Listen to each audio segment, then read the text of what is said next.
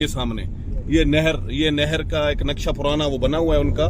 تو وہاں جب وہ ملکہ زبیدہ آئی تو انہوں نے دیکھا کہ حاجیوں کا نا پانی کی قلت یہاں پہ بہت زیادہ محسوس کر رہے تھے. پانی نہیں تھا حجاج کرام کے لیے. تو انہوں نے فوراً واپس جاتی ہی سب سے پہلے یہی حکم دیا کہ کسی بھی طرح جا کے وہاں پہ پانی کا بندوبست کیا جائے, چاہے ایک پتھر کے اوپر ایک جو مارتے ہیں نا تھوڑی سی پتھر توڑنے کے لیے نہر کے لیے, چاہے ہر ایک پتھر پہ ایک دنیار بھی دینا پڑے نا, تو آپ وہ نہر بناؤ اور حاجیوں کے لیے وہاں تک پانی لے کے جاؤ.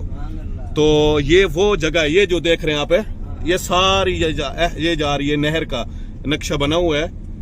یہ دیکھیں یہ اس ٹائم کا تھا. ابھی تو پانی خیر ہر جگہ پہ پہنچ گیا ہے, لیکن اس وقت حاجیوں کی بہت زیادہ قلت ہوتی تھی, پانی نہیں ملتا تھا. حجاج کرام جب یہاں پہ آتے تھے, ابھی تو بہت زیادہ سہولیات ملنا شروع ہو گئی ہیں.